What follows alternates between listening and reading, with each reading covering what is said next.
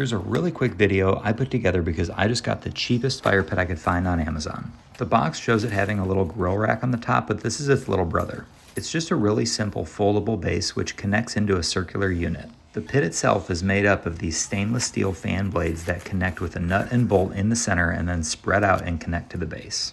This pit is about 17 inches on only a few pounds, so it's pretty small, but it might be perfect for hiking or a little camping trip, but I got it to burn scrap wood and for the impromptu backyard s'more.